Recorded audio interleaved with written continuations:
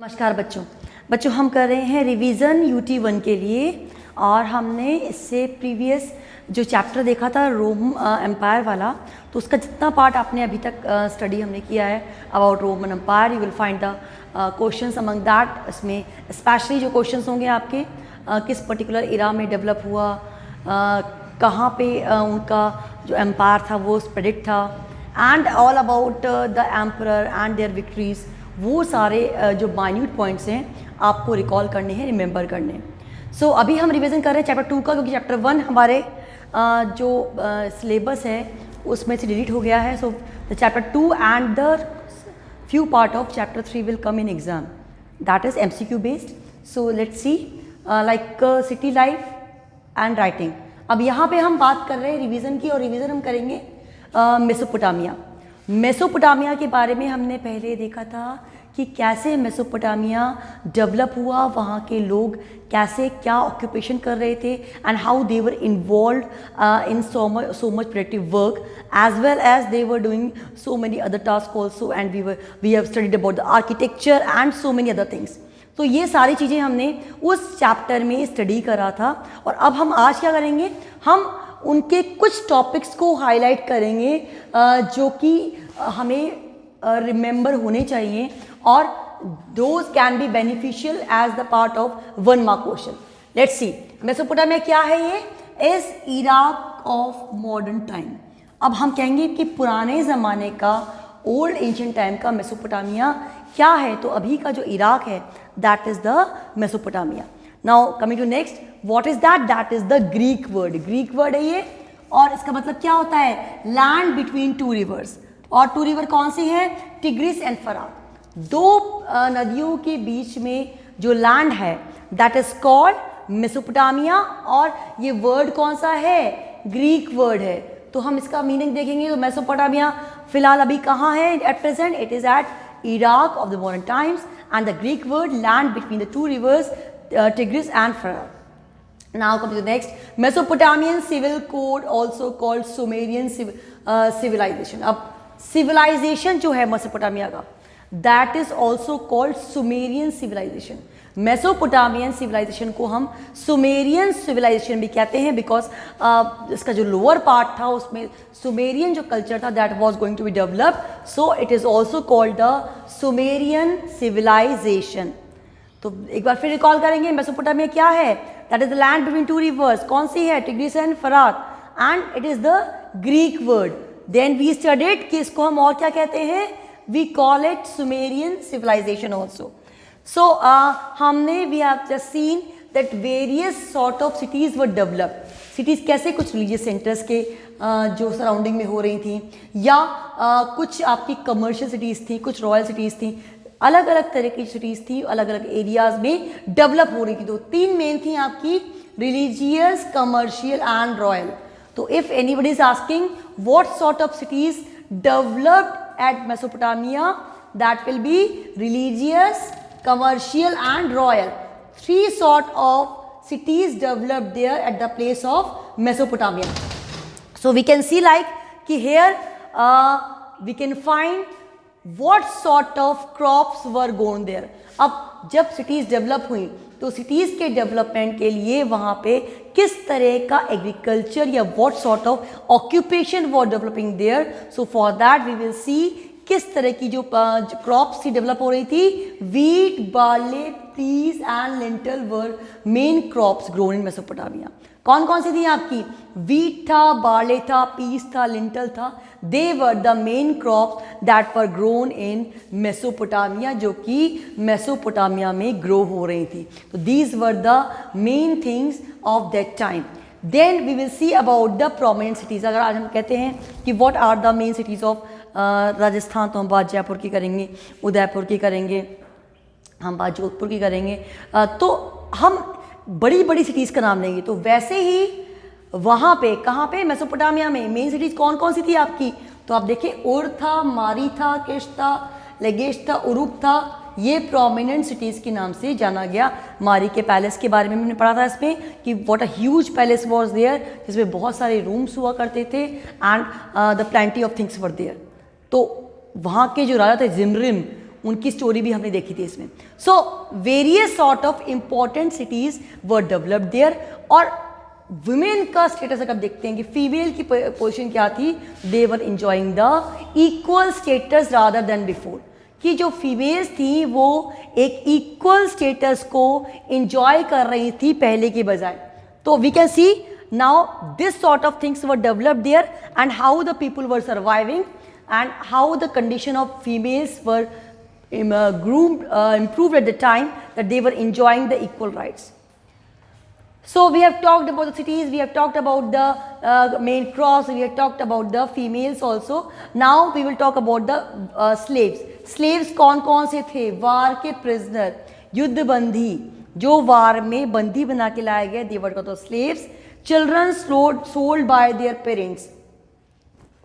अब उनके कई बार what happened कि when the parents are the poor one and they are in need of money, they were selling their kids and those who could not pay debt, और जो अपना debt अपना कर्जा नहीं चुका पाते थे, they were going to make the slave.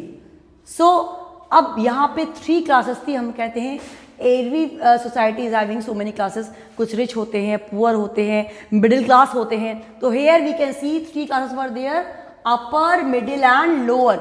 3 तरह की क्लासेस थी, 3 तरह के लोग थे। कौन कौन से थे? Upper, middle and lower. So in such a way we can say कि variety of people were there. ऐसा नहीं था कि सारे ही वहाँ पे रॉयल नोबल क्लास के लोग थे, या सारे ही मिडिल क्लास के थे, या सारे ही लोअर के थे। तीनों तरह की वैरायटी थी, क्लासिफिकेशन था। देन वहाँ के अगर हम एनिमल्स की बात करें तो कौन कौन से थे? Cow, goat, oxen, sheep were main animals. अब यही क्यों, आप अगर इनको देखें कि they are called the domestic animals, तो इनको हम देखकर ये फाइंड आउट कर सकते हैं कि they were basically depending on the agriculture. किस पे डिपेंड कर रहे थे? एग्रीकल्चर पे डिपेंड कर रहे थे। तो दैट्स व्हाई डोमेस्टिक आपके एनिमल कौन कौन से हो गए? Cow, goat, oxen, sheep were the main animals. अब हम्मुराबी वहाँ के एक रूलर हुए जिन्होंने रूल किया था 2067 से 2025 BCE तक। मतलब ये हमें याद रखना है who were the main rulers of that time. So one name was Hammurabi who ruled from 2067 to 2025. अब इनका जो मेन अचीवमेंट था, उनका क्या मेन अचीवमेंट था कि हम्मुराबी ने क्या किया था? Greatest achievement of Hammurabi was code of law. Code of law जिसमें 282 क्लॉज थे वो रिलीज किया। That was the main achievement of Hammurabi. Hammurabi कौन थे? He was the ruler of Mesopotamia. Then this was the place जहाँ पे art of writing develop हुआ। हमने ये बात पहले भी करी थी कि किस तरह से अलग अलग तरह के साइन थे, अलग अलग तरह के चिन्ह थे, उनसे वो राइटिंग की जो आर्ट थी डेवलप हुई पहली बार कहाँ पे? मेसोपोटामिया में। और जो स्क्रिप्ट लिखी गई उसको कहा गया cuneiform. The script which was written वो क्यूनीफॉर्म स्क्रिप्ट कहलाई। जैसे हमारे यहाँ कहते हैं ब्राह्मी लिपि, खरोष्टी। तो द वे ऑफ राइटिंग, जो आर्ट ऑफ राइटिंग था, उसकी जो स्क्रिप्ट थी दैट वॉज कॉल्ड क्यूनीफॉर्म। देन वहाँ पे जैसे हमारे यहाँ महाभारत बना, रामायण बना, तो उस समय की बात अगर हम मेसोपोटामिया में करें तो Gilgamesh was the greatest world epic. पूरे संसार का एक बहुत बड़ा एपिक हुआ गिलगिमेश। और गिलगिमेश जो था वो वर्क था उरूक का। उरूक जो रूलर थे वहाँ मेसोपोटामिया के, जिन्होंने 27 BCE तक रूल किया।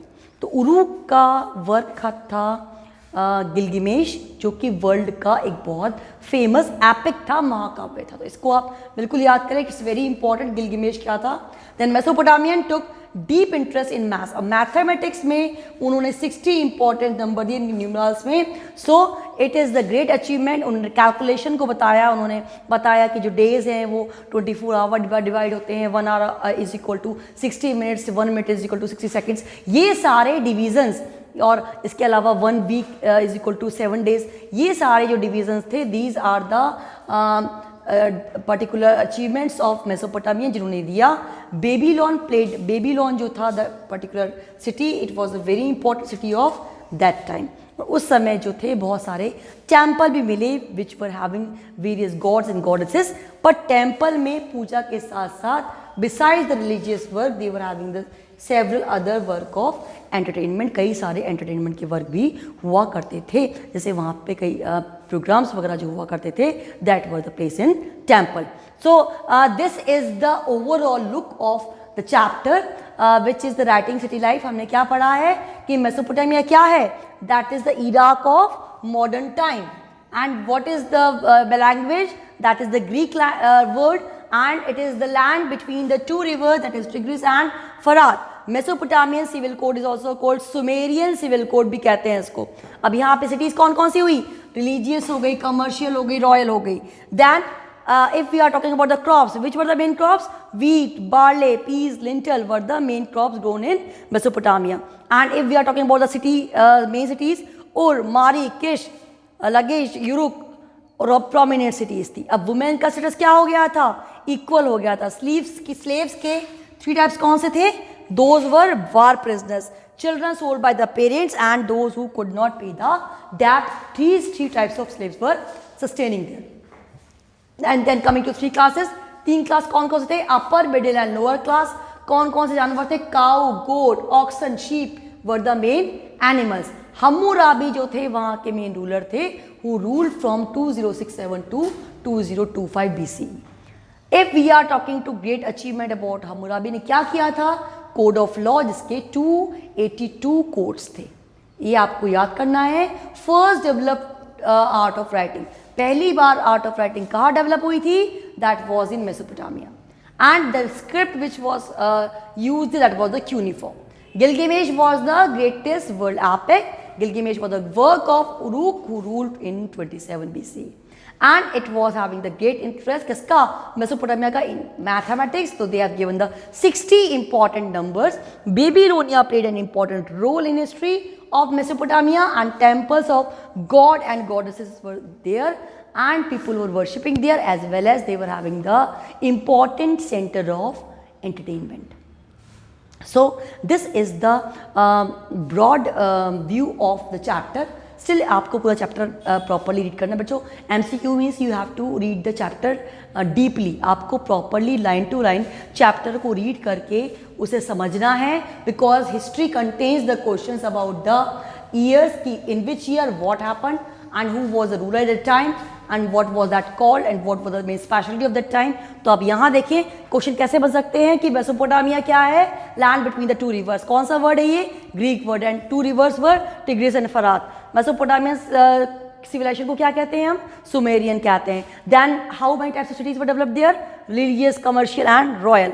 What were the main crops there? Wheat, barley, peas and lentil. Then what were the main cities? Ur, Mari, Kish, Lagash, Uruk. Then women's status was much equal. Then slaves, 3 types of slaves were there: war prisoners, children sold by parent, and those who were created the debt. 3 classes were upper, middle and lower. Animals were cow, goat, ox and sheep. Hammurabi was the ruler, ruled from 2067 to 2025, and the greatest achievement was code of law. Code of law 282 particular clause were there. First developed art of living. Where the art of living developed first? Mesopotamia. Script, which script? What is that called? It was a cuneiform. What was Gilgamesh? Gilgamesh was the greatest world epic. Gilgamesh was the work of Uruk, who ruled in the particular 27 BC.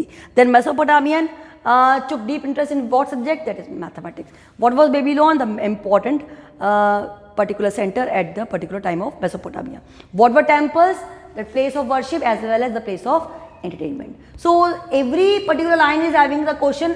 आपको इनको proper समझना है कि किस particular line में what sort of question can कब बन सकता है. गिलगिमेश क्या था? ऐसे वर्ड था उरुक का. उरुक पर्टिकुलर सिटी जहाँ पे वो डेवलप हुआ. तो आपको इन पर्टिकुलर टर्म्स को प्रॉपरली रिमेंबर करना है, लर्न करना है, but don't forget to read the chapter. Chapter पूरा आप रीड करें. चैप्टर रीड करने से you will find so many things.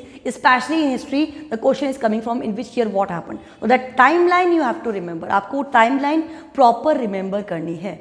So in that case only you will be able to get good marks in MCQs अगर आप timeline को proper learn करते हैं. So you have to be very careful about the reading chapter so that you can learn each and every aspect and concept of the topic. आपको ये chapter proper learn हो जाए. मतलब हम revision ऐसा करें कि जब हम सेकेंड टाइम इसको पढ़ें तो हमें बहुत कम टाइम लगे इसको पढ़ने में, तो क्योंकि वो थॉरोली जब आप रिवाइज करते हैं तो things will be more clear. So that's all for the day. Do read full chapter. This is not the full revision, but still we have touched the main highlights. हमने main जो points हैं उनको touch किया है. आपको फिर भी पूरा चैप्टर पढ़ने के लिए you need to put a lot of effort. अभी आपको पूरी लाइन टू लाइन पढ़ना है, अंडरलाइन करना है, whatever you find the important one. So this was the chapter and do revise from the book and don't forget to read from that. So thank you so much.